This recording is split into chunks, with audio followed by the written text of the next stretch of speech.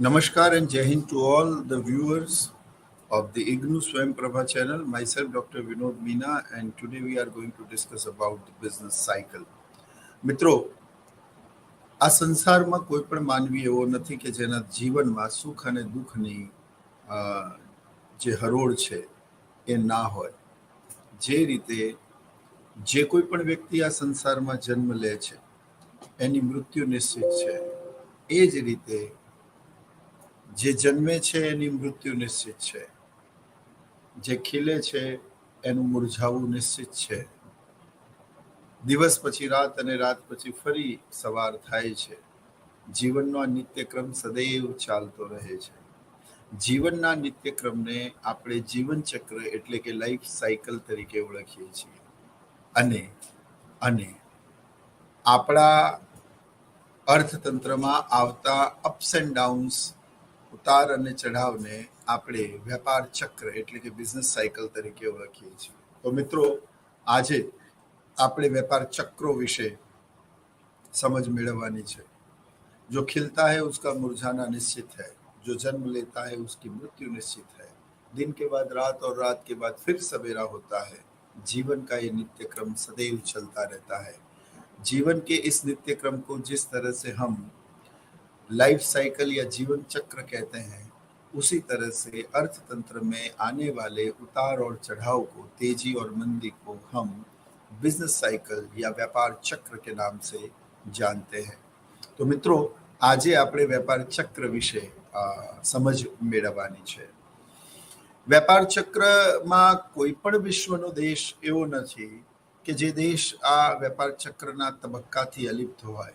હા, આ વેપાર ચક્રના તબક્કા દરેક દેશમાં એનો સમયગાળો અલગ અલગ હોઈ શકે, એનો પ્રારંભ અને અંત અલગ અલગ હોઈ શકે. But every nation in the world must have to face the various phases or stages of the business cycle.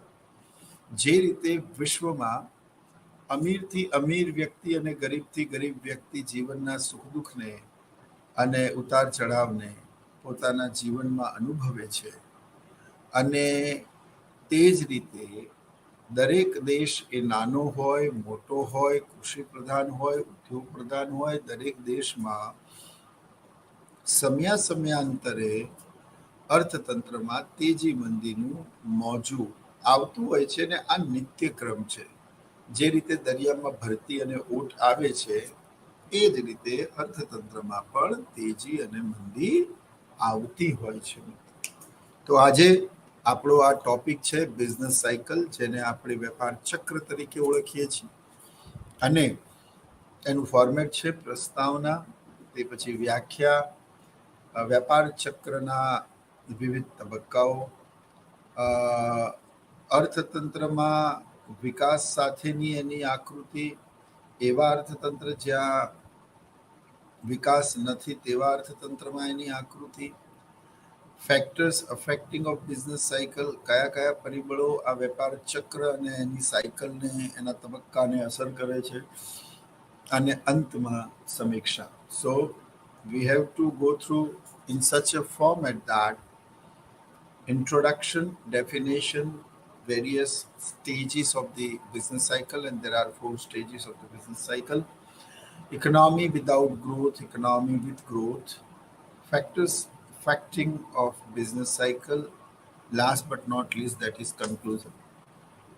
So already we discussed about the introduction કે અમેરિકા જેવો દેશ હોય કે આફ્રિકાનો કોઈ ગરીબ દેશ હોય, દરેક દેશમાં આ અપ્સ એન્ડ ડાઉન્સ આવતા રહે છે મિત્રો. અને એટલા માટે આ અપ્સ એન્ડ ડાઉન્સને અર્થતંત્રમાં આપણે વેપાર ચક્ર તરીકે ઓળખીએ છીએ. આની સમજ હોટ્રે નામના અર્થશાસ્ત્રીએ વિગતે આપી. તેમણે અર્થતંત્રના આ ચારે તબક્કાઓને આકૃતિ દ્વારા સમજાવ્યા. એના અલગ અલગ તબક્કાઓની એમણે ચર્ચા કરી. વેપાર ચક્રમાં હેબરલરનું કોન્ટ્રીબ્યુશન પણ બહુ જ મહત્વનું છે. એટલે તમને લોકોને આવું પૂછાઈ શકે કે ભાઈ વેપાર ચક્રના તબક્કાઓ અને વેપાર ચક્રનો ખ્યાલ કયા અર્થશાસ્ત્રીએ આપ્યો, તો તેમાં હોટ્રે અને હેબરલરનું પ્રદાન મુખ્યત્વે છે. એ બંને વેપાર ચક્રને પોતાની રીતે અલગ અલગ રીતે સમજાવ્યા છે અને એના તબક્કાઓની ચર્ચા આકૃતિ સહિત કરેલી છે મિત્રો. સો એનો અર્થ આપણે સમજીએ. The cycle which shows the different stages or phases of the business from which it is passes by as the time passes is known as the business cycle.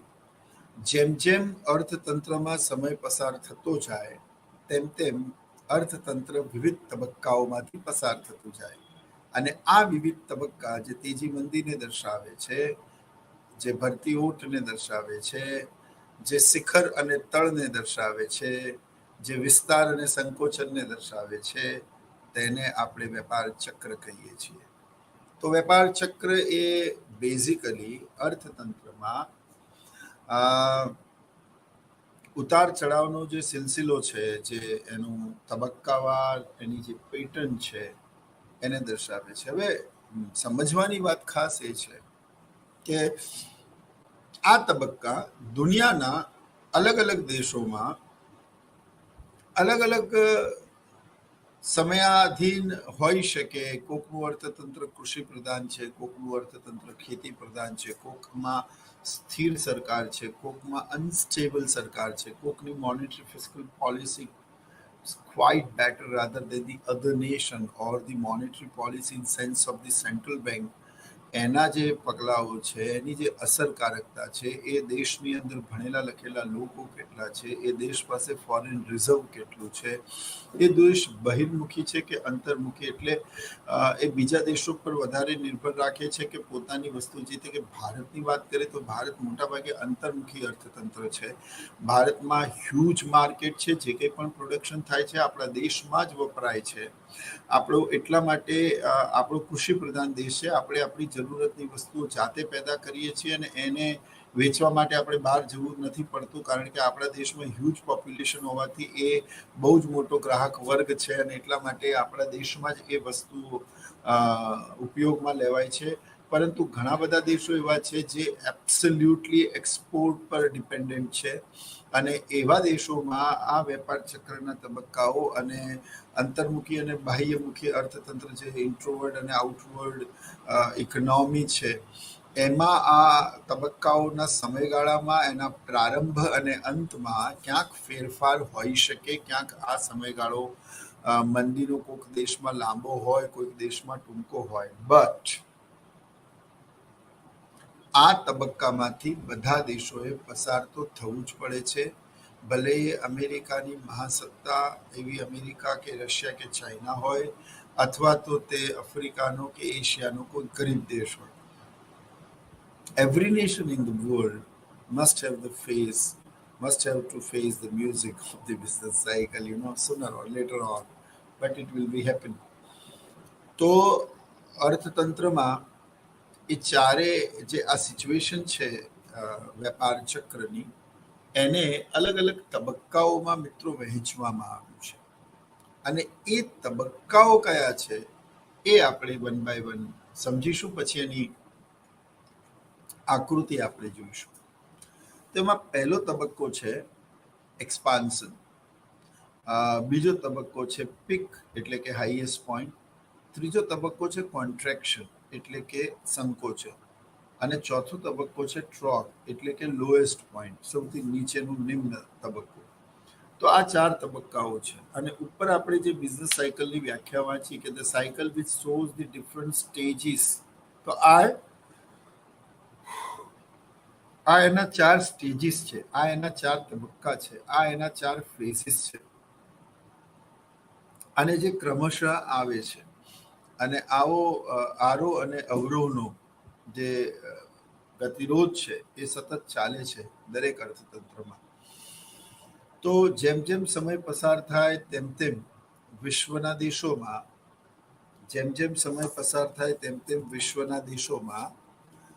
અલગ અલગ તબક્કામાંથી વિશ્વના અર્થતંત્રએ પસાર થવું પડે છે અને આ તબક્કાઓને દર્શાવતી પરિસ્થિતિને આપણે બિઝનેસ સાયકલ કે વેપાર ચક્ર તરીકે ઓળખવામાં આવે છે. The cycle which shows the different stages of the business from which it passes by as time passes is known as the business cycle. So એનો પહેલો તબક્કો છે એક્સપાન્શન. એક્સપાન્શનને આપણે વિસ્તાર ના નામે ઓળખીએ છીએ. અર્થતંત્રમાં વિસ્તારની શરૂઆત કેવી રીતે થાય છે એ આપણે સમજીએ. માનો અર્થતંત્રમાં જ્યારે કોક બિઝનેસમાં, આપણે અહીંયા એ બિઝનેસ રિયલ એસ્ટેટનો બિઝનેસ લઈએ છીએ, એક બિલ્ડર એક સ્કીમ બનાવે છે અને એ સ્કીમમાં એ ખૂબ સારા પૈસા કમાવે છે. આને જોઈને બીજા લોકો પણ એ વ્યવસાય તરફ આકર્ષિત થાય છે. જ્યાં નફાનું માર્જિન વધારે હોય, સામે માંગ વધારે હોય, એના તરફ પછી નવા કોમ્પિટિટર આવે છે. તમે જાણો છો તેમ જમીનનો પુરવઠો તે સ્થિર છે, સામે વસ્તી દિવસે ને દિવસે વધી રહી છે, પણ માંગની સાથે જમીનનો પુરવઠો વધારી શકાતો નથી, કારણ કે કુદરત બક્ષિસ છે. It's not man-made, and that's why we are not supposed to increase the supply. એટલે એક ગ્રુપને જોઈને બીજા ગ્રુપ પણ તેમાં પ્રવેશે છે. વધતી જતી માંગને સંતોષવા માટે વધારે ઉત્પાદકો અને ડેવલપરની જરૂર પણ હોય છે. બધા જ લોકો નફો કમાય છે. સામે માંગ ખૂબ વધારે હોય છે અને ઉત્પાદકો ઓછા હોય છે અથવા તો સપ્લાયર ઓછા હોય છે, માટે માંગ વધવાના કારણે ભાવ પણ ઉચકાય છે. બીજી બાજુ ભાવ વધવાનું કારણ મેં તમને કહ્યું કે જેમ જેમ ઓરડાનું ડેવલપમેન્ટ થાય, રોડ પડે, ટીપી નીકળે, એટલે ભાવ જમીનોના વધતા જાય છે. સામે સામે જેમ જેમ ભાવ વધે છે, બિલ્ડરને જમીન મોંઘી પડશે, એટલે એ એની સ્કીમ જે બનાવશે એના ઉપર ભાવ પણ વધારે મૂકશે કન્સ્ટ્રક્શનના, અને પરિણામે અર્થતંત્રમાં તેજી જોવા મળે છે. ભાવ વધવા છતાં પણ લોકોને એવું લાગે છે કે આજે જે ભાવ છે કાલે ભાવ એના કરતા ઓર વધશે, અને પરિણામે માંગ એટલે કિંમત વધવા છતાં પણ માંગ વધે છે, ઘટતી નથી. કિંમત વધવા છતાં પણ માંગ વધે છે, ઘટતી નથી. અને પરિણામે શું થાય છે? અને પરિણામે અર્થતંત્રમાં માંગ વધવાથી અર્થતંત્ર વિસ્તાર તરફ, તેજી તરફ આગળ વધતો જાય છે. જ્યારે એ તેજી તરફ આગળ વધતો જાય છે ત્યારે એ ટોપ પર પહોંચે છે, અને આને આપણે શિખર અથવા તો હાઈએસ્ટ પોઈન્ટ કહીએ છીએ, જે આપણું પીક એટલે કે બીજા નંબરનો તબક્કો છે. મિત્રો, ભાવ વધવાની એક ચોક્કસ સીમા હોય. ફુગ્ગામાં તમે હવા ભરો તો એની એક ચોક્કસ મર્યાદા હોય. એનાથી વધારે જ્યારે તમે ફુગ્ગામાં હવા ભરો છો તો તે તેની ઇલાસ્ટિસિટી મેન્ટેન કરી શકતું નથી, અને દેન ઇટ વિલ બ્લાસ્ટ. સો ભાવો વધવાની પણ એક ચોક્કસ લિમિટ હોય કે કોઈ જમીનના ભાવ આટલા, એને કહેવાય છે પીક. ઉચ્ચતમ મહત્તમ ભાવ વધવાની એક તબક્કો, એના પછી ભાવ વધશે નહીં. જ્યારે અર્થતંત્રમાં આ હાઈએસ્ટ પીક આવે છે, એના પછી શું થાય છે? એટલી હાઈ ઇન્ટેન્સિટી વાળી સિચ્યુએશન હોય છે કે એમાં નહીં પડવાના લોકો બી, નહીં પડનારા લોકો પણ પાછળથી એમાં પડે છે, અને એ કારણસર અર્થતંત્રમાં સપ્લાયર્સ વધી જાય છે. હવે ડિમાન્ડ તો એ જ છે, પણ વધારે મકાનો બની ગયા, વધારે સ્કીમો બની ગઈ, અને વધારે I mean to say residential અને કમર્શિયલ પ્લોટ્સ અવેલેબલ છે. બીજી બાજુ બિલ્ડરોના એક ગ્રુપે એમાં પૈસા નાખ્યા છે, પણ જ્યાં સુધી એ માલ એ સર્ટેન સ્કીમ 100% સેલ આઉટ ના થાય ત્યાં સુધી એ લોકોનો નફો નીકળી શકે નહીં. આવા સંજોગોમાં ઘણી વખત વ્યાજે પૈસા લઈને પણ જમીન લીધી હોય ને એના ઉપર કામ ચાલુ કરાવ્યું હોય, તેવા સંજોગોમાં આ બિલ્ડર લોબી તે પોતાના અમુક મકાનો એ નીચી કિંમતે વેચવા તૈયાર થાય છે અને ત્યારથી સંકોચન એટલે કે નીચે તરફ અર્થતંત્રને આવવાની શરૂઆત થાય છે મિત્રો. અને આને આપણે સંકોચનનો તબક્કો કહીએ છીએ. એક બિલ્ડરને જોઈને બીજો બિલ્ડર પણ આવું કરે છે અને બિલ્ડરોની હરીફાઈના લીધે હવે ગ્રાહકોને ફાયદો થવાનો શરૂ થાય છે.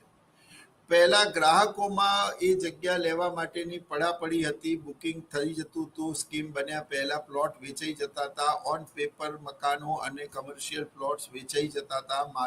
બધા લોકોને ખબર છે કે 2 વર્ષમાં સ્કીમ તૈયાર થશે ત્યાં સુધી આનો ભાવ ઓર વધી ગયો હશે. તૈયાર થતા સાથે અમે આનું વેચાણ કરીશું, દરેકને એમાં પૈસા દેખાતા હોય છે.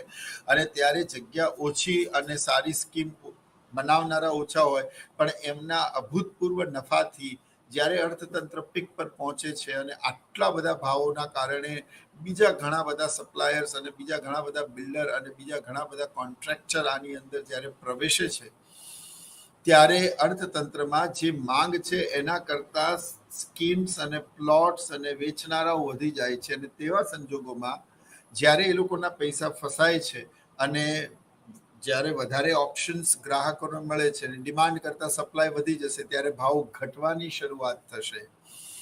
પોતાની સ્કીમને વેચવા માટે, પોતાના પ્લોટ્સને વેચવા માટે એ લોકો રેડિયો મિર્ચી પર એડ આપે છે, મોટા મોટા હોર્ડિંગ્સ રોડની બંને બાજુ લગાવે છે. 100% NOC title clear, 100% loan paper ઉપલબ્ધ જેવી આકર્ષક સ્કીમ્સ આપે છે. ઘણી વખત એમાં ઘણી બધી સુવિધાઓ, એમ્યુનિટીઝ થી ગ્રાહકોને આકર્ષવાનો પ્રયત્ન કરે છે. ડીપી પેમેન્ટ પણ લે છે કે ભાઈ શરૂઆતમાં આ સ્કીમ બને અને ત્યારે આ 200 માનો ફ્લેટ છે, પણ એમાં 50 ફ્લેટ શરૂઆતમાં અમારે આ કિંમતે આપવાના છે, કારણ કે અમે જે પૈસા રોક્યા છે એ નીકળી જાય. અને જેવા જ 50 ફ્લેટ થઈ જશે, ડીપી નીકળી જશે, પછી અમે રેટ જે અમારો રેગ્યુલર માર્કેટમાં ચાલે છે એ લઈશું. તો શરૂઆતમાં જ્યારે કોઈ વ્યક્તિ વસ્તુ બન્યા પહેલા ઓન પેપર બિલ્ડરને પૈસા આપે છે, ત્યારે એને પણ ફાયદો થવો જોઈએ. અને એક સામટા પૈસા આપે છે 2 વર્ષ પહેલા, એનું વ્યાજ શું થાય, એટલે એ સંદર્ભમાં બિલ્ડર એમને માની લો કે ફ્લેટનો ભાવ 80 લાખ હોય, પણ આ લોકોને તેઓ 60-65ની વચ્ચે એ ફ્લેટ આપે છે ડીપીના રેટ ઉપર. ને પછી જ્યારે 50 ફ્લેટ થઈ જાય છે, 60 લોકોના પૈસા બિલ્ડર પાસે આવી જાય છે, પછી એ બિલ્ડર 60માં વેચતો નથી. પછી એ જ્યારે સ્કીમ તૈયાર થાય છે ત્યાં સુધી એને સ્કીમ પૂરી કરવાના પૈસા, દરેક વ્યક્તિને કોન્ટ્રાક્ટરને આપવાના પૈસા બિલ્ડર પાસે હવે આ 50 લોકો પાસેથી મળી ગયા છે. એટલે હવે શાંતિથી પોતાની સ્કીમ પૂરી કરે છે. કોઈ પણ આવે તો એને 80 લાખ રૂપિયાનો ભાવ કહે છે અને જેવી જ સ્કીમ પૂરી થાય છે પછી એ રેટ 80 અથવા એ પછી વધી ગયા હોય તો એના કરતાં વધારે વેચે છે. હવે જ્યારે એક બિલ્ડર ડીપીમાં ઓછા પેમેન્ટે વેચે છે, કારણ કે 4-5 લોકો હોય, વ્યાજે પૈસા લાયા હોય, એ લોકોનું પણ વ્યાજ ચડતું હોય, એટલે એ લોકો ડીપીમાં વેચે છે. આવું એક બિલ્ડર લોબી સાથે નથી હોતું મિત્રો, આવું બધા જ બિલ્ડર લોબી સાથે હોય છે. એ લોકોની એક કરતાં વધારે સ્કીમ્સ ચાલતી હોય છે. દરેક સ્કીમમાં આટલો બધો પૈસો એક સાથે રોકવા એ વ્યાજિબ નથી અને ઘણી વખત એવી વ્યવસ્થા પણ હોતી નથી. So they are taking a risk. અને રિસ્કમાં એવું હોય છે કે એ લોકો સ્કીમ બનાવે છે અને એવું ગણતરી રાખે છે કે અમે 50 ફ્લેટ વેચીશું. જો એ ન વેચાય, માંગ કરતા પુરવઠો વધી ગયો, તમારા કરતા બીજી કોઈ સ્કીમ છે, તમારી સામે ઓડાની સ્કીમ આવી ગઈ, અથવા કોઈ કારણસર તમારા ફ્લેટ નથી વેચાઈ જાય, એ ટાઈમ પર જે સિચ્યુએશન ફસાય છે, આવો એક બિલ્ડર નથી ફસાતો, આવા ઘણા બધા લોકો ફસાય છે. અને પરિણામે એ લોકો નીચી કિંમતે ફ્લેટ આપવાની શરૂઆત કરે છે. ગ્રાહકને આકર્ષવા માટે આકર્ષક સ્કીમ્સ અને પ્રલોભનો આપે છે, લોભામણી એડવર્ટાઇઝમેન્ટ આપે છે. એના લોન્ચિંગમાં ગ્રાહકોને બોલાવે છે, પોતાના જૂની સ્કીમના કસ્ટમરને બોલાવે છે. એસી લગાવીને આપીશું તમને, આ એમ્યુનિટીઝ આપીશું તમને, તમામ પ્રકારની સુવિધા અને એ બધાથી સેમ્પલ હાઉસ બનાવીને આકર્ષિત કરવાના પ્રયત્ન કરે છે. પણ it's not well enough, because the market is now the customers also know about the real situation what is existing. That's why they are go on a formula that wait and watch. એટલે કે હજી ભાવ ઘટશે એવા સમીકરણોથી હજી કંઈ બીજી સારી સ્કીમમાં હજી પણ સારા ભાવમાં આનાથી નીચા ભાવમાં મળશે એવું ગ્રાહક વિચારે છે અને પરિણામે અર્થતંત્ર નીચેની તરફ આવવાનું શરૂ થાય છે. આને આપણે સંકોચનનો તબક્કો મિત્રો કહીએ છીએ. વન્સ ઇટ સ્ટાર્ટેડ દેન બધા જ લોકોને વેચવા માટેની હવે માંગ ઓછી છે અને ખરીદનારા એટલે કે સપ્લાયર્સ વધારે છે. બીજી બાજુ જે ખરીદનારાઓ છે એ લોકો હવે પોતાની આ તમામ પ્રકારની જે ખરીદી છે એને પાછા ભવિષ્ય ઉપર ટાળવાનું ઈચ્છે છે. તો આ સંજોગોમાં શું થાય છે કે અર્થતંત્ર ઓર નીચેની તરફ જતું જાય છે અને પછી જ્યાં સુધી અર્થતંત્ર નીચે જાય છે પછી એક લોએસ્ટ પોઈન્ટ જેને આપણે ટ્રોગ કહીએ છીએ મિત્રો એ આવે છે અને આ લોએસ્ટ પોઈન્ટમાં અર્થતંત્ર એટલું બધું નીચી સપાટીએ જતું રહે છે કે અર્થતંત્રમાં ઉત્પાદન ઘટી જાય છે, ઓર્ડરો મળવાના બંધ થઈ જાય છે, ઉત્પાદન ઘટી જાય છે, રોજગારી ઘટી જાય છે. રોજગારી ઘટવાના કારણે લોકોની આવક ઘટે છે, આવક ઘટવાના કારણે ખર્ચ ઘટે છે, ખર્ચ ઘટવાના કારણે માંગ ઘટે છે, માંગ ઘટવાના કારણે ફરી ઉત્પાદન ઘટે છે, ફરી રોજગારી ઘટે છે, ફરી લોકોની આવક ઘટે છે, ફરી એ લોકોનું ખર્ચ અને માંગ ઘટે છે, ફરી અર્થતંત્રમાં આ ચક્ર ચાલે છે અને આ વાઇસિયસ સર્કલ અર્થતંત્રમાં વિષ ચક્ર સતત ને સતત ચાલે છે અને મંદી ઓર ઘેરી બનતી જાય છે મિત્રો. ઘેરી બનતા બનતા મંદી એટલી ઘેરી બને છે કે અર્થતંત્રમાં ચારે બાજુ નિરાશા અને હતાશાનું વાતાવરણ સર્જાય છે. આવી જ એક ઘટના 1936માં જ્યારે કેન્સે પુસ્તક લખ્યું ધ જનરલ થિયરી એ વિશ્વને 1929ની મહામંદીની અસરોમાંથી બહાર કાઢવા માટે લખેલું અને તેમાં કેન્સે એક શબ્દ જેને અસરકારક માંગ કહેવાય છે એનો ઉલ્લેખ કરેલો. તો જ્યારે અર્થતંત્ર મંદી તરફ જાય છે ત્યારે અસરકારક માંગનો અભાવ જોવા મળે છે, ઇફેક્ટિવ ડિમાન્ડ. અને જ્યારે ઇફેક્ટિવ ડિમાન્ડ નથી હોતી, અસરકારક માંગ નથી હોતી તો સ્વાભાવિક રીતે નવા ઓર્ડરો મળતા નથી. જ્યારે નવા ઓર્ડરો મળતા નથી તો નવી સ્કીમ્સ બનતી નથી. નવી સ્કીમ્સ બનતી નથી તો એમાં જોડાયેલા લોકો, ડેવલપર, એન્જિનિયર, કોન્ટ્રાક્ટર, આ બધા જ લોકોને વેતન અને કામ મળતું નથી. એમની અસર બીજા વ્યવસાયો ઉપર પણ થાય છે. જે લોકોએ ખરીદ્યું છે એ લોકોના મકાન પણ વેચાતા નથી. લોકો હવે ખરીદવા તૈયાર નથી.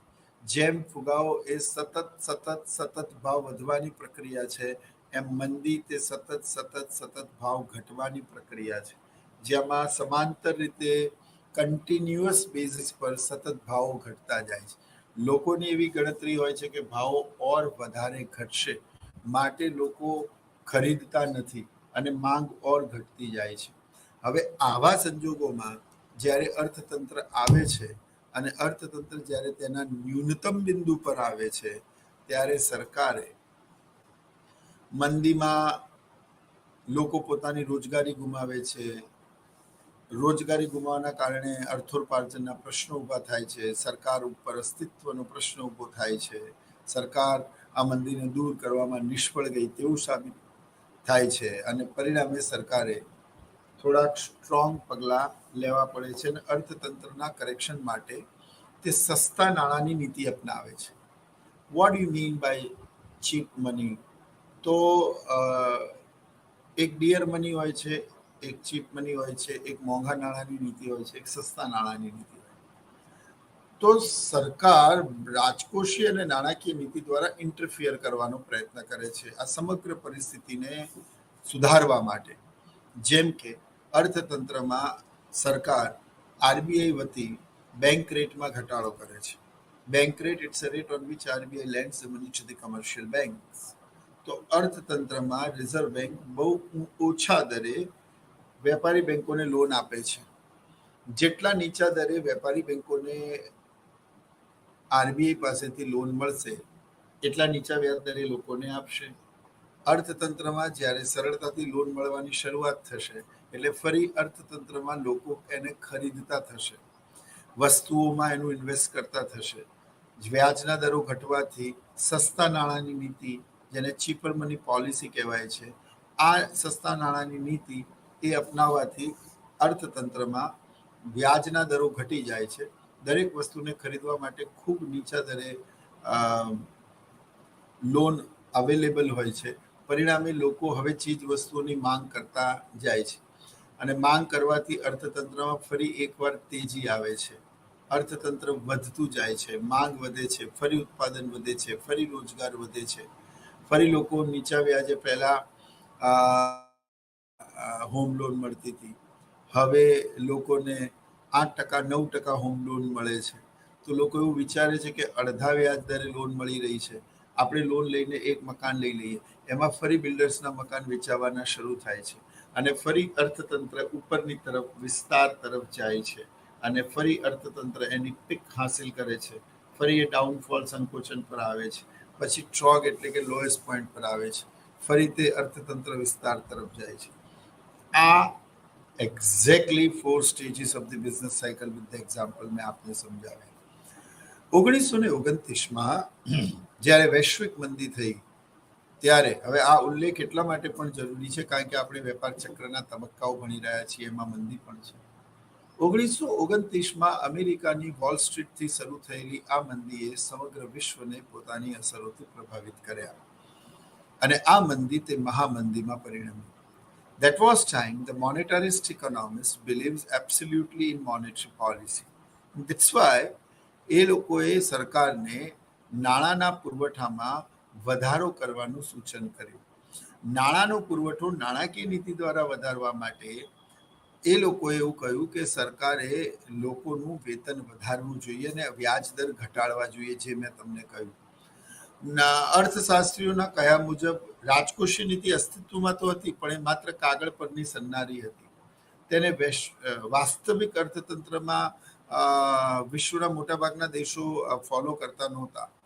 રાજકોષીય નીતિ હતી, પણ અર્થતંત્રના કરેક્શન માટે મોટા ભાગે નાણાકીય નીતિનો જ બોલબાલા હતો અને નાણાકીય નીતિ દ્વારા જ ઇકોનોમીને કરેક્ટ કરવામાં આવતું હતું અને નાણાકીય નીતિનું જ મહત્વ હતું. આ કારણસર અર્થતંત્રમાં નાણાવાદી અર્થશાસ્ત્રીઓએ, જેને આપણે મોનેટારિસ્ટ ઇકોનોમિસ્ટ કહીએ છીએ, તે નાણાવાદી અર્થશાસ્ત્રીઓએ ઇકોનોમીમાં નાણાંના પુરવઠામાં વધારો કરવાનું જેવું સૂચન કર્યું અને સરકારે તેને ફોલો પણ કર્યું.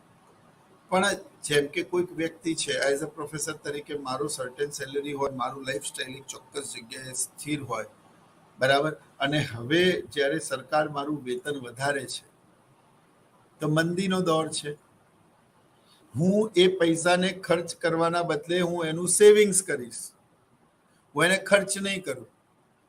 કોઈક વ્યક્તિ અઠવાડિયામાં 2 વખત મૂવી જોવે, 2 વખત બહાર જમવા જાય, એનાથી વિશેષ શું? એટલે એનું જ્યારે લાઈફસ્ટાઈલ એક ચોક્કસ સેટ થયેલું હોય ને પછી પણ તમે જ્યારે એનું વેતન વધારો છો નાણાંનો પુરવઠો વધારવા માટે, તમારો હેતુ એ છે કે નાણાંનો પુરવઠો વધશે, લોકોની આવક વધશે, ખર્ચ વધશે, માંગ વધશે, કિંમત વધશે અને અર્થતંત્ર તેજીમાં આવશે. Absolutely correct. બટ આ બધા ઇક્વેશન કામ કરવા જોઈએ. 1929ની મહામંદી વધારે ઘેરી ત્યારે બની જ્યારે નાણાવાદીઓની આ થિયરી ખોટી સાબિત થઈ. નાણાંનો પુરવઠો વધારવા છતાં, લોકોની આવક વધવા છતાં પણ લોકોએ તેનું ખર્ચ કર્યું નહીં અને તેનો સંગ્રહ કર્યો અને અર્થતંત્રમાં મંદી દૂર થવાના બદલે ઓર વધારે ગંભીર અને ઘેરી બની ગઈ.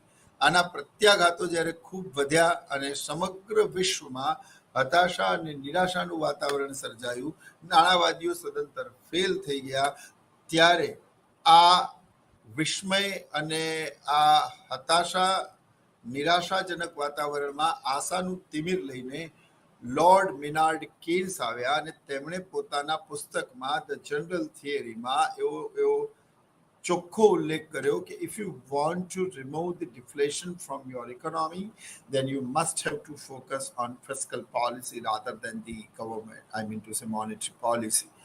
And in fiscal policy એટલે કે તમારે જો તમારા અર્થતંત્રમાંથી મંદીને દૂર કરવી હોય તો તમારે રાજકોષીય નીતિને અપનાવવી પડશે ને રાજકોષીય નીતિમાં પણ તેમણે ખાસ કરીને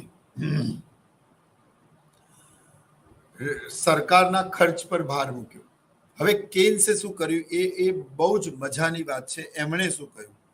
એમણે એવું કહ્યું, જ્યારે કેન્સે એવું કીધું કે રાજકોષીય નીતિ દ્વારા મંદીને દૂર કરી શકાય, ત્યારે ઘણા અર્થશાસ્ત્રીઓ એના ઉપર તંગ વ્યંગ પણ કશ્યા એ અર્થશાસ્ત્રીને એની મજાક પણ ઉડાવી, એના ઉપર હસ્યા પણ ખરા કે આજ દિન સુધી નાણાકીય નીતિ દ્વારા અર્થતંત્ર ચાલતું હતું ને તમે એકદમથી રાજકોષીય નીતિ દ્વારા મંદીને દૂર કરવાની વાતો કરો છો, આટલા બધા અર્થશાસ્ત્રીઓ ફેલ થઈ ગયા, એની મજાક ઉડાવી. પણ મિત્રો એક વાત કહું, ઇતિહાસ વિશ્વમાં એવા જ લોકોએ બનાવ્યો છે જેના ઉપર લોકોએ પહેલા હસ્યું છે. જ્યારે રાઈટ બ્રધર્સે દુનિયામાં એક લોખંડના પ્લેનને હવામાં ઉડાવવાની વાત કરેલી ત્યારે લોખંડ તો ઉડતું હશે, લોકોએ હસી કાઢેલું, પણ આજે તે સત્ય છે, તે હકીકત છે. દૂર કોઈક બેઠેલો વ્યક્તિ અહીંયા વાત કેવી રીતે કરી શકે? તો ગ્રેહેમ બેલે જ્યારે ટેલિફોનની શોધ કરી ત્યારે બધાએ શરૂઆતમાં હસી જ દીધેલું, પણ આજે તે હકીકત છે. એટલે મિત્રો કેન્સને પણ ઘણા બધા વિરોધનો સામનો કરવો પડ્યો નાણાવાદી અર્થશાસ્ત્રીઓએ. પણ મજાની વાત એ છે કે આવા ગાંડપણ ધરાવતા વ્યક્તિઓના ગાંડપણમાં માનનારા બે ગાંડા ઓલ હોય જ છે. એવા બે દેશ કેન્સને પણ મળ્યા. એક તો એનો પોતાનો દેશ જ્યાંથી કેન્સ બિલોંગ્સ કરતા હતા, ગ્રેટ બ્રિટન, અને તેમના અર્થતંત્રમાં કેન્સના વિચારો દ્વારા મંદીને દૂર કરવાની એક પહેલ થઈ. અને આશ્ચર્યજનક રીતે અર્થતંત્ર બ્રિટનનું ખૂબ ઝડપથી બહાર આવવા લાગ્યું. આને જોઈને વિશ્વ આશ્ચર્યચકિત થઈ ગયું. અને પછી બધાએ રાજકોષીય નીતિ દ્વારા સરકારી ખર્ચ પર ભાર આપ્યો અને વિશ્વના દરેક દેશો ધીરે ધીરે મંદીમાંથી બહાર આવ્યા.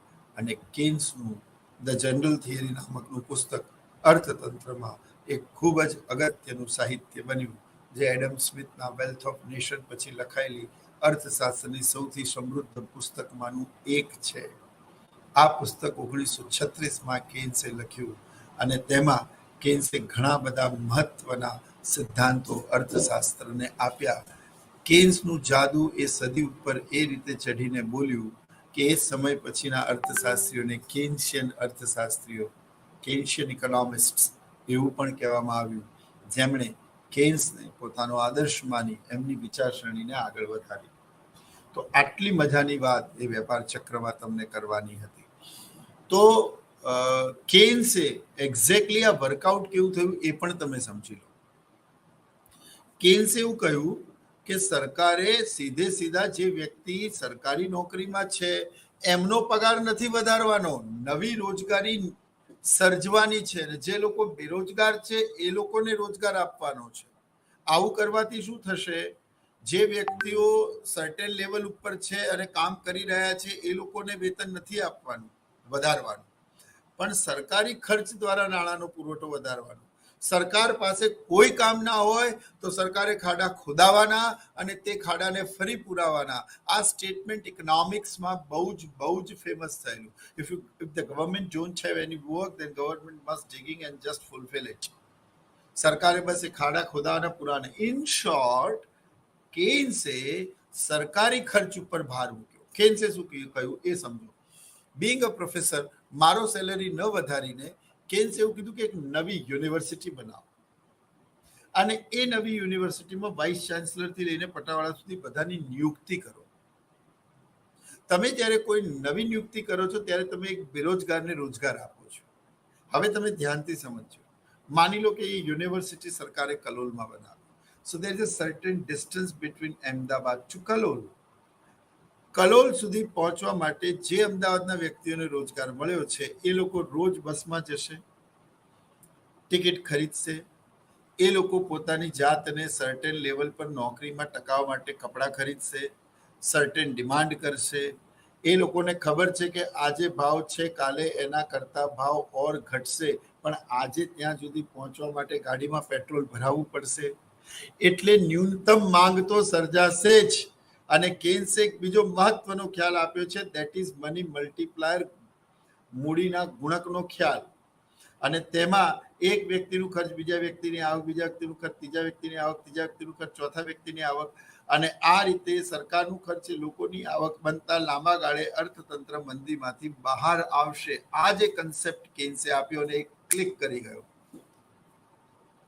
તમને ખબર છે કે ગાડીના ભાવ આજે છે, કાલે એના કરતા ઓર ઘટશે, પણ તમારે રોજે રોજ કામ પર જવાનું છે, માટે તમને ગાડીની જરૂર છે, માટે તમે ગાડી ખરીદશો, શોરૂમ વાળાની આવક વધશે, ગાડી ખરીદીને તમે એસેસરીઝ કરાવશો, એની આવક વધશે, એસેસરીઝ કરાવ્યા પછી તમે રોજ પેટ્રોલ ભરાવશો, એ લોકોની આવક વધશે, ગાડીમાં મેન્ટેનન્સ કરાવવું પડશે, એ લોકોની આવક વધશે, સર્વિસ કરાવશો, એની આવક વધશે.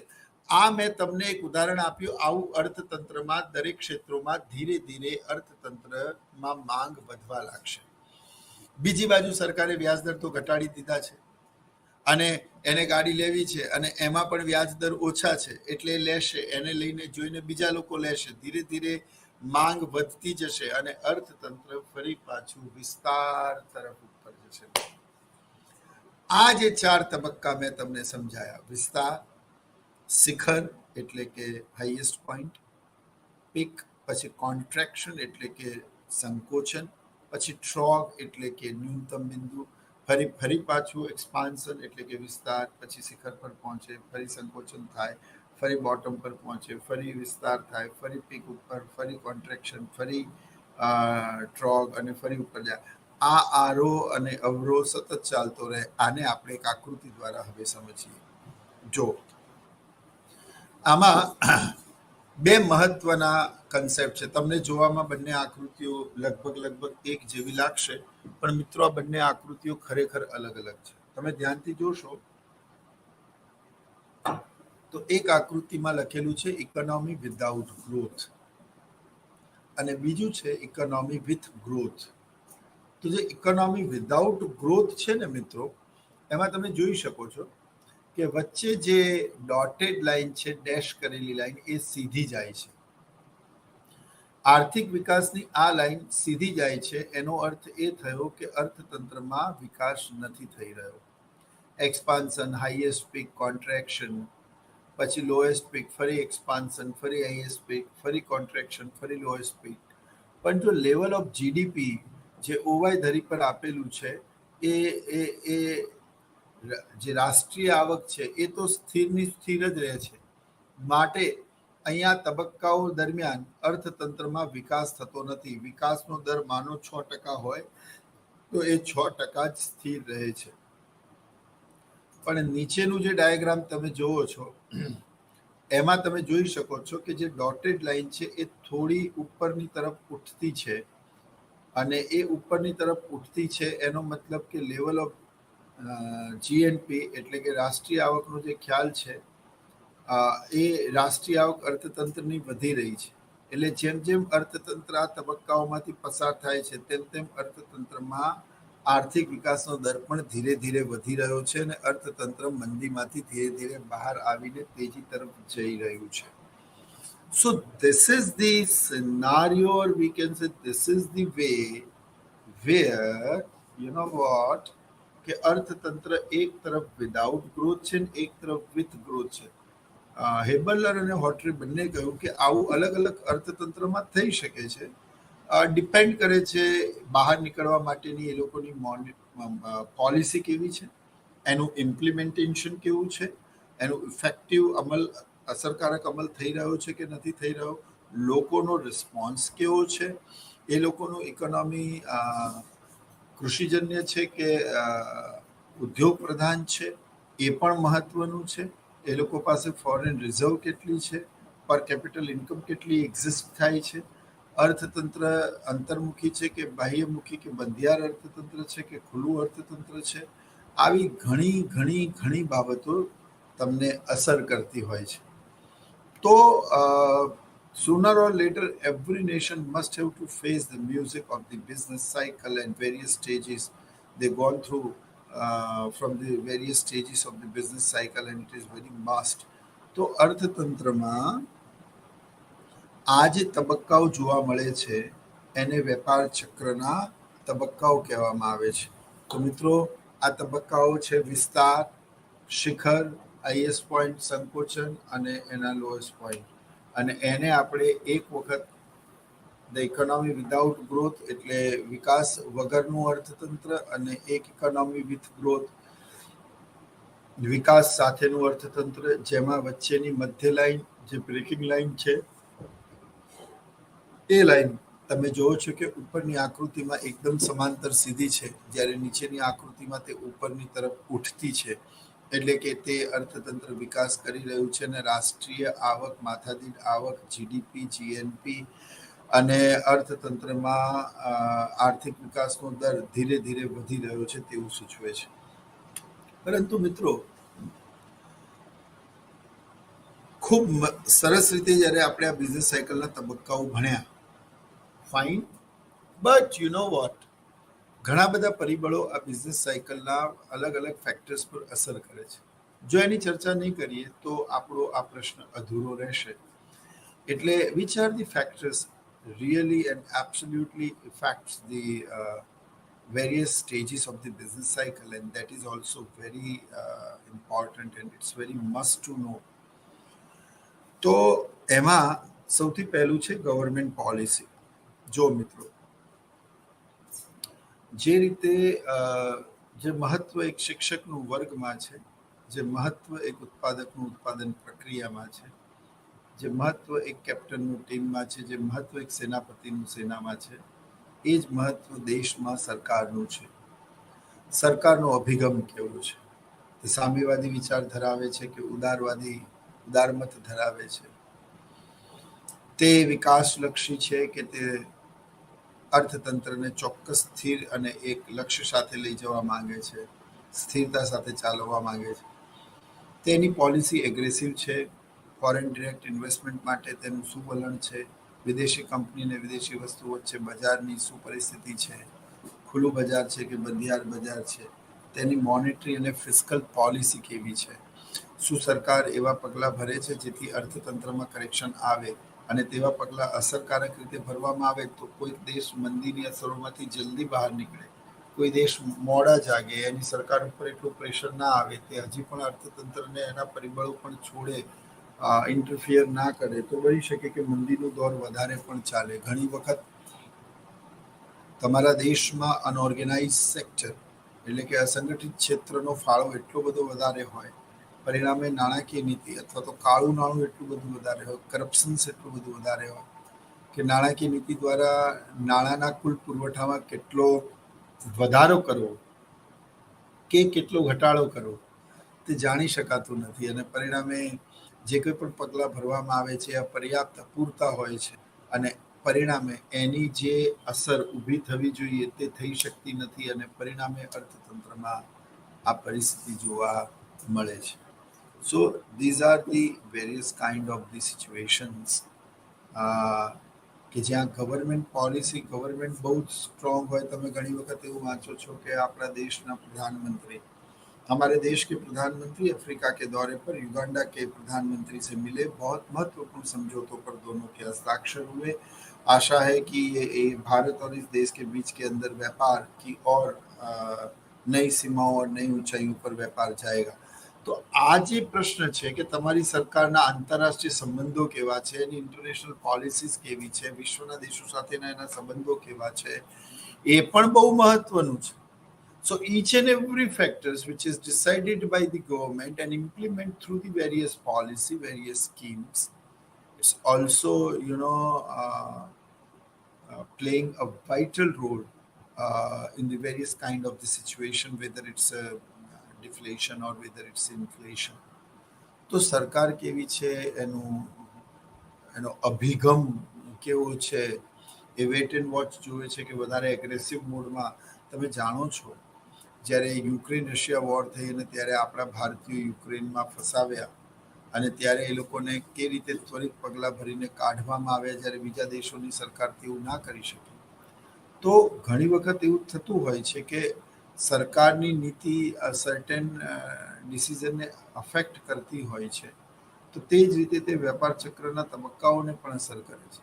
હાલમાં ભારતીય અર્થતંત્રમાં મોંઘવારી છે અને નાણાકીય નીતિ દ્વારા પગલાં ભરવા છતાં પણ સરકાર એને કંટ્રોલ કરવામાં નિષ્ફળ ગઈ છે.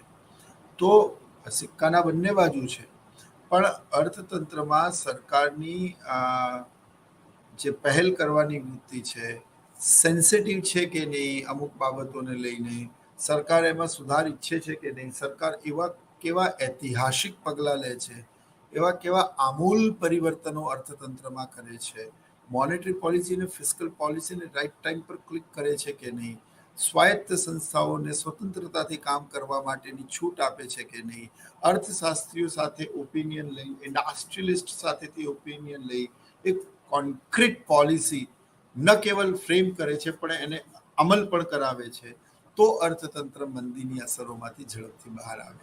અને જો આવું ન થાય, સરકારની પકડ ના હોય, સરકાર પાસે એવા સૂઝબૂઝ ભરેલા નેતાઓ અને ઇકોનોમિસ્ટ અથવા તો સ્ટેટિસ્ટિકલ એક્સપર્ટ, મેથમેટિશિયન ઓર મેનેજમેન્ટ એક્સપર્ટ્સ ના હોય, તો પછી અહીંયા અર્થતંત્ર ફસાઈ શકે છે, અર્થતંત્રમાં મંદીનો દોર ઓર લાંબો જઈ શકે છે.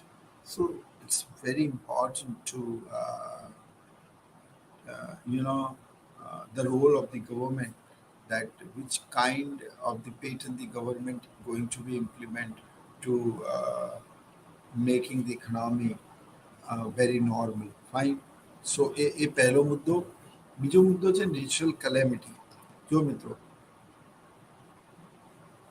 માનવ એ કુદરતનું બાળક છે અને કુદરતના ખોળામાં જ રહીને એને ઉછરીને મોટા થવાનું હોય છે, પણ આર્થિક વિકાસની આ આંધળી દોટમાં માનવ કુદરતનું બાળક ન રહીને કુદરત પર સ્વામિત્વ મેળવવાની તેની ભાવના વધી ગઈ છે અને પરિણામે તે વધારે ને વધારે જંગલોને કાપતો ગયો છે, એ વધારે ને વધારે દરિયામાં ઊંડો ઉતરતો ગયો છે, એને જાણે અજાણે કુદરતના સંતુલનમાં ક્યાંક વિક્ષેપ ઊભો કર્યો છે, એ ખાણોની ખદાનોને વધારે ને વધારે ઊંડાણમાં લઈ જતો થયો છે અને પરિણામે જ્યારે કુદરતના બેલેન્સમાં ઇમ્બેલેન્સ જનરેટ થાય છે ત્યારે કુદરત એને પોતાની રીતે સંતુલિત કરે છે અને ત્યારે કુદરતનું નગ્ન તાંડવ માનવે અતિવૃષ્ટિ, અનાવૃષ્ટિ કે બીજા અન્ય પ્રકોપો સ્વરૂપે જોવા મળે છે. ઘણા બધા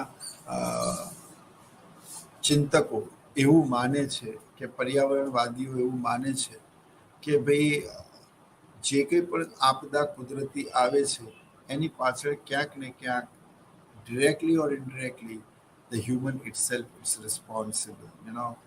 એટલે પ્રશ્ન શું થાય છે કે જ્યારે અર્થતંત્રમાં આવી કુદરતી આપદાઓ આવે છે, તે પણ અર્થતંત્રને, હવે કુદરતી આપદાઓ હોય, માનવ સર્જિત આપદાઓ, જેમ કે કુદરતી આપદાઓ હોય, અર્થતંત્રમાં ખૂબ મોટા પ્રમાણમાં દુષ્કાળ પડે, જેવું 56 દુકાળ થયેલો. ભારત એક કૃષિ પ્રધાન રાષ્ટ્ર છે અને જ્યારે તેની અસર કૃષિ ઉત્પાદન ઉપર પડે તો 138 કરોડના આ દેશના લોકોને આટલા મોટા પાયા પર અનાજ પૂરું પાડવું એ માત્ર આપણું કૃષિ ક્ષેત્ર પાડી શકે છે, પરંતુ કૃષિ ક્ષેત્રમાં જો ઉત્પાદન આ રીતે હેમ્પર્ડ થાય, વાતાવરણ અને પાણીના અભાવના કારણે અર્થતંત્રમાં જે ઉત્પાદન થવું જોઈએ એનું અડધું પણ ન થાય, then there will be a great crisis occurs in case of Indian economy. અને ત્યારે અર્થતંત્રમાં પરિસ્થિતિઓ બેકાબુ બને. યુરોપના ઘણા બધા દેશોમાં ઇન્ક્લુડિંગ અમેરિકામાં ઘઉંની ખૂબ જ અછત છે, કારણ કે ધ બાસ્કેટ ઓફ વ્હીટ જે યુક્રેન છે તે વોર ચાલવાના કારણે ત્યાં સપ્લાય અટકાઈ ગયો છે. ભારત જેવા દેશોની જનસંખ્યા વધારે હોવાથી અમે અમારા સુધી જ પૂરું પાડી શકીએ છીએ, અહીંયા પણ ઉત્પાદન ઘટ્યું છે. તો અમેરિકા જેવી મહાસત્તા દેશોમાં પણ અત્યારે ઘઉંના ભાવ બ્રેડ મળી નથી રહીને ખૂબ વધારે છે. એટલે મેં તમને કહેલું કે રાજા હોય કે રંક હોય, અમેરિકા હોય કે યુગાન્ડા હોય, દરેકે તેજી, મંદી અને સુખ દુઃખના આ ઘટમાળની, આરો અને અવરોની અલગ અલગ પરિસ્થિતિથી આજ નહીં તો કાલે પસાર તો થવું જ પડે છે. હા, એના તબક્કાનો સમયગાળો ઉપર નીચે હોઈ શકે, કારણ કે દરેક દેશોનું અર્થતંત્ર, એની ભૌગોલિક, એની સાંસ્કૃતિક, એની સામાજિક, એની શૈક્ષણિક, એની ઇકોનોમિકલ કન્ડિશન્સ અલગ અલગ હોય છે. ઓલ્ધો પોલિટિકલ ઇકોનોમિક સિસ્ટમ, કોઈ મૂડીવાદી, કોઈ સામ્યવાદી, કોઈ મિશ્ર અર્થતંત્ર, કોઈ કૃષિ પ્રધાન, કોઈ ખેતી પ્રધાન, કોઈ અંતર્મુખી, કોઈ બહારમુખી, કોઈ ક્લોઝડ ઇકોનોમી, કોઈ free economy. So there are so many factors affecting. Even though the value of your currency against dollar, તમારા ઉપર દેવું કેટલું છે, કેટલા વિશ્વના દેશો તમને મદદ કરવા તૈયાર છે, એવા ઘણા ફેક્ટર્સ પણ આમાં બહુ મહત્વનો રોલ ભજતા હોય છે અને અસર કરતા હોય છે. સો એ બધા પરિબળોને ધ્યાનમાં રાખીને જોઈને ચાલવું પડે છે. હવે તેવી જ રીતે નેક્સ્ટ છે war and war like situation. મિત્રો, એક ન્યૂઝ ચેનલમાં, ગુજરાતી ન્યૂઝ ચેનલમાં યુક્રેન અને રશિયાનું વોર થયું એટલે મને વિષય નિષ્ણાત તરીકે ત્યાં નિમંત્રણ મળ્યું. અને ત્યારે મને એક ત્યાંના જે સિદ્ધાર્થભાઈ કરી જે એન્કર હતા તેમણે એવો પ્રશ્ન પૂછ્યો કે સર, તમે અર્થશાસ્ત્રના વિષય નિષ્ણાત તરીકે આવ્યા છો, એક બાજુ યુરોપની ધરતી ઉપર આપણા દેશથી આટલે દૂર આ યુદ્ધ ચાલી રહ્યું છે, એનાથી આપણે શું લેવા દેવા, આપણે એનાથી કેવી રીતે પ્રભાવિત થઈએ એ જરા તમે અમારા દર્શકોને સમજાવશો. ત્યારે મેં આજથી એ યુદ્ધ શરૂ થયેલું એના બીજા દિવસે એટલે 6-7 મહિના 8 મહિના કે જે પણ સમય થયો હશે, ત્યારે ઓલ્ધો મેં એવું કહ્યું હતું કે હું આજે એવું કહું છું અને આની અસર આવનારા સમયમાં અર્થતંત્રમાં જોવા મળશે કે ભારતમાં પણ પેટ્રોલ ડીઝલના ભાવ વધશે. તો કે કેવી રીતે? ત્યારે મેં કહ્યું કે અર્થશાસ્ત્ર એ ખૂબ જ સંવેદનશીલ વિષય છે. It's very sensitive subject. જો બાઇડન ત્યાં છીક ખાય ને તો પણ અહીંયા આપણા દેશમાં આપણા અર્થતંત્રને શરદી થઈ જાય. આનો અર્થ એવો થયો કે somewhere we are connected in depth છે. હવે પ્રશ્ન એ છે કે યુરોપના જે દેશો છે તેને ક્રૂડ ઓઇલ, કુદરતી ગેસ પૂરું પાડનારા દેશ મોટાભાગે રશિયા છે. રશિયાની એક પાઇપલાઇન યુક્રેન થઈને જાય છે. યુદ્ધ થવાના કારણે એ સપ્લાય રોકાયેલો છે. હવે યુરોપિયન દેશો ત્યાંથી પોતાનું ક્રૂડ ઓઇલ અને તમામ પ્રકારની નેચરલ ગેસની જરૂરિયાતને સંતોષે છે. હવે જ્યારે ત્યાંથી સપ્લાય બંધ થઈ ગયું, કેમ કે અમેરિકાએ રશિયા ઉપર ઘણા બધા પ્રતિબંધો લાદ્યા, તો એ પણ હવે એગ્રેશન મોડમાં આવશે અને એણે સપ્લાય રોક્યો. હવે આ બધા જ દેશો નીચે ગલ્ફ કન્ટ્રી પાસે આવશે, જે અખાતી દેશો છે, જેને મધ્ય એશિયાના દેશો કહેવાય છે. They are Iran, Iraq, Kuwait, Saudi Arabia, આ બધા દેશો જ્યાંથી ભારત ક્રૂડ ઓઇલ લે છે. એકાએક આમની પાસેથી બીજા દેશો જ્યારે ક્રૂડ ઓઇલની સપ્લાય માંગશે, એટલે OPEC, organization of petroleum exporting countries, એ ઓપેક આમાં આ પરિસ્થિતિનો લાભ લેશે. માંગ વધી જશે. એને ખબર છે કે ક્રૂડ ઓઇલ વગર ચાલે તેમ નથી, કુદરતી ગેસ વગર ચાલે તેમ નથી, પેટ્રોલ ડીઝલ વગર ચાલે તેમ નથી, ત્યાંથી સપ્લાય બંધ છે. આવી સિચ્યુએશનમાં આપણે આનો લાભ લેવો જોઈએ અને એ લોકો ભાવ વધારશે. અને જેવા જ એ લોકો ભાવ વધારશે એટલે ઇન્ટરનેશનલ લેવલ પર બેરલના ભાવ ડોલરમાં જ્યારે વધશે તો તેની સીધી અસર ભારતીય અર્થતંત્ર ઉપર પણ થશે.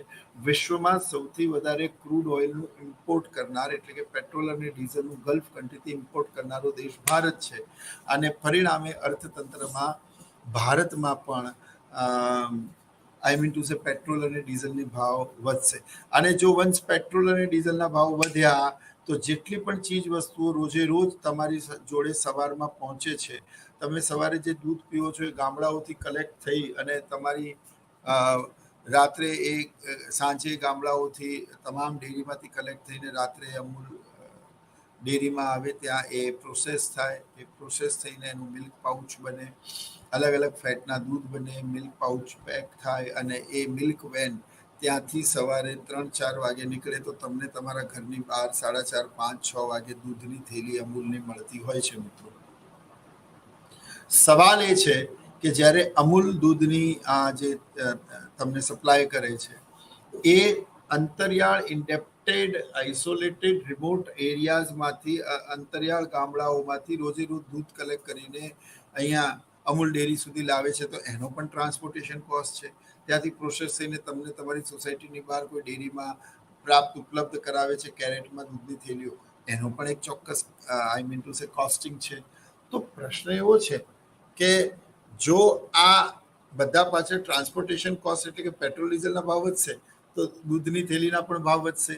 યાદ કરો, રશિયાને એ સમય પર દૂધની થેલીનો જે ભાવ હતો, અત્યારે એમાં 4 થી 5 રૂપિયાનો વધારો આજ તારીખ સુધી થઈ ચૂક્યો છે. અને આ વાત મેં 8 મહિના પહેલા ચેનલમાં, ગુજરાતી ચેનલ ન્યૂઝ 18માં કહી દીધેલી. તો પ્રશ્ન એવો છે કે અર્થતંત્ર તો અસર પામે જ છે. આ વાત મેં એક દૂધની કરી. આવી ઘણી બધી વસ્તુઓ, સવારે જે શાકભાજી ખાઓ છો એ પણ કેટલી દૂરથી આવે છે. તો વન્સ ક્રૂડ ઓઇલના પ્રાઇસીસ વધ્યા, પેટ્રોલ ડીઝલના ભાવ વધ્યા, તો એની અસર અર્થતંત્ર ઉપર પડવાની જ છે. તમામ પ્રકારની જીવન જરૂરિયાતની વસ્તુઓના ભાવ વધવાના જ છે અને પરિણામે મોંઘવારી આજે જુઓ કયા સ્તરે પહોંચી છે. એટલે યુદ્ધ અને યુદ્ધ જેવી પરિસ્થિતિઓ પણ અર્થતંત્રને અસર કરતી હોય છે. ભલે યુદ્ધ તમારા અર્થતંત્રમાં હોય તો ઓર વધારે કરે, પણ તમે એ અર્થતંત્રમાં કયા સંદર્ભે કઈ રીતે જોડાયેલા છો એ પણ પરિબળો અસર કરે છે. મોનેટરી એન્ડ ફિસ્કલ પોલિસી, મેં તમને કહ્યું કે નાણાકીય અને રાજકોષીય નીતિ, નાણાંના પુરવઠામાં વધારો કે ઘટાડો કરવાની નીતિને નાણાકીય નીતિ કહેવાય છે. વ્યાજદર અને નાણાંના પુરવઠા પર અંકુશ અને નિયમનની નીતિને નાણાકીય નીતિ કહેવાય છે. રાજકોષીય નીતિ, ફિસ્કલ પોલિસી, બરાબર, તો એ કરવેરા, જાહેર દેવું, જાહેર ખર્ચ અને ખાદ્ય પુરવણીને લગતી નીતિને રાજકોષીય નીતિ કહેવાય છે. સરકારની તિજોરી અંગેની નીતિને રાજકોષીય નીતિ કહેવાય. મંદી દરમિયાન કયા કરવેરા વધારવાના, કયા નહીં વધારવાના, કયું દેવું કરવાનું, કયું દેવું નહીં કરવાનું, ચલણી નોટો છાપવાની કે નહીં છાપવાની, આ તમામ પ્રકારની બાબતો અલ્ટિમેટલી અસર તો કરે જ છે. જો અર્થતંત્રમાં મંદી હોય તો નવી ચલણી નોટો છાપવી જોઈએ, ખાદ્ય પુરવણી વધારવી જોઈએ. જો તેજી હોય તો ખાદ્ય પુરવણી ન વધારવી જોઈએ. જો અર્થતંત્રમાં મંદી હોય તો સરકારે, માનો ફુગાવો હોય, ખૂબ જ ભાવ વધતા હોય, તો તમે એવું કહો છો કે કરવેરાના દર ઘટાડવા જોઈએ. એવું નહીં. કરવેરા બે પ્રકારના હોય, પ્રત્યક્ષ અને પરોક્ષ. પ્રત્યક્ષ કરવેરા કે જેનો બોજો બીજા ઉપર ખસેડી શકાતો નથી, જેવી રીતે કે આવક વેરો, જેવી રીતે કે સંપત્તિ વેરો. સરકારે આવા વેરામાં વધારો કરવો જોઈએ અને પરોક્ષ વેરા, જે વસ્તુ પરનો વેરો છે, આ એક વસ્તુ છે, આના પરનો વેરો છે, એ ઘટાડવો જોઈએ. એટલે ચીજ વસ્તુની ભાવ સપાટી ઘટે, સામાન્ય ભાવ સપાટી ઘટે અને લોકોની ખરીદ શક્તિ ઓછી થવાથી અર્થતંત્રમાં આપોઆપ ભાવ અંકુશમાં આવશે. તો જો ફુગાવો હોય તો પ્રત્યક્ષ કરવેરામાં વધારો કરવાનો, પણ પરોક્ષ કરવેરામાં ઘટાડો કરવાનો, અને મંદી હોય તો આનાથી બિલકુલ ઊંધું લખવાનું. એ જ રીતે દેવાના પણ બે પ્રકારો છે, આંતરિક દેવું અને બાહ્ય દેવું. When the government borrows the money from the citizen of its own nation, it is called internal debt. And when the government collects the money from the people or borrows the money from the people or the institute from other nation, it is called external debt. હવે તમે જ્યારે તમારા દેશમાં ફુગાવો હોય ત્યારે આંતરિક દેવું કરવાનું.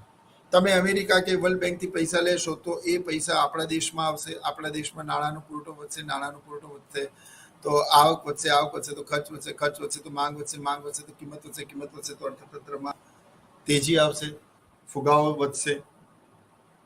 તો શું? તો અર્થતંત્રમાં ફુગાવા દરમિયાન આંતરિક દેવામાં વધારો કરવાનો, ઇન્ટરનલ ડેપ વધારો કરવાનો, એક્સટર્નલ ડેપ ઘટાડવાનું. મંદી હોય તો આનાથી ઊંધું કરવાનું. એ જ રીતે ખાદ્ય પુરવણી અને એ જ રીતે સરકારી ખર્ચ, જે રીતે કેન્સે કહેલું કે સરકાર પાસે કોઈ કામ ના હોય તો સરકારે ખાડા ખોદાવવા જોઈએ અને સરકારે ખાડાને પુરાવા જોઈએ. એટલે કે રાજકોષીય નીતિ કાગળ રૂપી સન્નારીને અર્થતંત્ર પર લાવવા માટેનું કાર્ય કેન્સે કર્યું અને તે પછી વિશ્વના તમામ દેશોએ રાજકોષીય નીતિની મહત્તાને સમજી અને આજે મંદીને દૂર કરવા માટે નાણાકીય નીતિ અને રાજકોષીય નીતિનું રાઈટ બેલેન્સ દરેક દેશ તપાસતું હોય છે, જોતું હોય છે અને એ ઈચ્છે છે. અને આ રીતે અર્થતંત્ર ચાલે છે. તો રાજકોષીય અને નાણાકીય નીતિ પણ અસર કરે છે. તમારી ફોરેન પોલિસી કેવી છે, તમારી વિદેશ નીતિ કેવી છે, તમારા વિદેશી બીજા દેશો સાથેના સંબંધો કેવા છે, તમે ક્લોઝ ઇકોનોમી છો કે તમે ફ્રી ઇકોનોમી છો, તમારા દેશમાં ઇન્ડસ્ટ્રીયલ પોલિસી કેવી છે, તમારા દેશમાં ફોરેન ડિરેક્ટ ઇન્વેસ્ટમેન્ટને લગતી પોલિસી કેવી છે, લિબરલાઇઝેશન, પ્રાઇવેટાઇઝેશન, ગ્લોબલાઇઝેશનના સંદર્ભમાં તમારી ઇકોનોમી અને તેની સરકારનું શું વલણ છે. આ બધા જ પ્રશ્નો ખૂબ જ મહત્વના છે. તે જ રીતે જીડીપી એન્ડ ઇકોનોમિક ગ્રોથ, તમારા દેશમાં જીડીપી, ગ્રોસ ડોમેસ્ટિક પ્રોડક્ટ અને અર્થતંત્રમાં વૃદ્ધિ દર કેટલો છે. જો જીડીપી અને ગ્રોથ રેટ સારો એવો હોય, આપણે આગળ જે ભણ્યા ઇકોનોમી વિધાઉટ ગ્રોથ, ત્યારે મંદી લાંબી જ બને, પણ ઇકોનોમી વિથ ગ્રોથ જો હોય તો અર્થતંત્રમાં મંદી ઝડપથી દૂર થાય. એટલે તમારી ઇકોનોમીનો ગ્રોથ રેટ અને જીડીપી શું છે એ પણ મહત્વનું છે. મંદી દરમિયાન જો વ્યાજ દર નીચા હશે તો સરળતાથી લોકોને લોન મળશે, નીચા વ્યાજે લોન મળશે તો અર્થતંત્રમાં અસરકારક માંગ વધવા લાગશે, પરિણામે અર્થતંત્ર મંદી દૂર કરી અને તેજી તરફ આવશે. તો એ વ્યાજના દરો પણ મહત્વના છે અને એટલા માટે સરકારે ફુગાવામાં ડિયર મની એટલે મોંઘા નાણાંની નીતિ અને મંદીમાં સસ્તા નાણાંની નીતિ અપનાવે છે. રોજગારીની શું પરિસ્થિતિ છે. જો રોજગાર ઓછો હશે તો અસરકારક માંગ નહીં વધે, રોજગારી વધારે હશે તો અસરકારક માંગ વધશે. અને તે સંદર્ભમાં જ કેન્સે પૂર્ણ રોજગારીનો ખ્યાલ પણ 1936માં તેને લખેલા પુસ્તકમાં આપેલું. કન્ઝ્યુમર સ્પેન્ડિંગ કેવું છે, ગ્રાહકો ખર્ચ કરે છે કે નહીં? કારણ કે આજે હું જ્યારે નેશનલ હેન્ડલૂમમાં કે ડીમાર્ટમાં જઈને 2000 રૂપિયા ખર્ચું છું તો સામે હું 2000ની વસ્તુઓની માંગ પણ કરું છું. American economy, the people of the USA, they are absolutely believe in the enjoying the life, because they are not believing the river, they are believing that the life is a once and we have to enjoy it. એટલે એ લોકો ખર્ચ કરવામાં માને છે. ખર્ચ વધે છે, માંગ વધે છે, કિંમત વધે છે અને અર્થતંત્રમાં તેજી આવે છે. જ્યારે જાપાનીઝ પીપલ અને બીજા દેશના લોકો સેવિંગ્સ કરે છે, એ સેવિંગ્સ કરે છે, બેંક પાસે થાપણો વધે છે, બેંક એનું લોન આપે છે, જે લોકોને લોન મળે છે એ લોકો એનું રોકાણ કરે છે, અર્થતંત્રમાં ઉત્પાદન રોજગારી વધે છે અને અર્થતંત્ર તેજી તરફ આવે. વિકાસ બંને રીતે થાય છે, પણ ખર્ચ થવું ખૂબ જરૂરી છે. જો ખર્ચ નહીં થાય તો અસરકારક માંગ નહીં વધે, ને અસરકારક માંગ નહીં વધે તો મંદી દૂર નહીં થાય. તે જ રીતે પોલિટિકલ અનસ્ટેબિલિટી, જો રાજકીય રીતે ઉથલપાથલ રહેશે, ઉપર નીચે રહેશે, વારે વાર સરકાર બદલાશે તો અર્થતંત્રમાં ક્યારેય પણ વિકાસ નહીં આવે, કારણ કે સ્થિરતા જ વિકાસની પૂર્વ શરત છે. તો મિત્રો, આ સાથે જ આજનો આ લેક્ચર આપણે અહીંયા પૂરો કર્યો છે. I hope you all are enjoying the lecture in a tremendous manner. આપણે ખૂબ સરસ રીતે વેપાર ચક્ર ભણ્યા છીએ. આવતા લેક્ચરમાં ફરી એકવાર ઓનલાઈન સ્વયંપ્રભાની આ ચેનલ પર આપણે અર્થશાસ્ત્રના એક નવા વિષયની સમજ મેળવીશું. ત્યાં સુધી જય હિન્દ, જય ભારત, નમસ્કાર.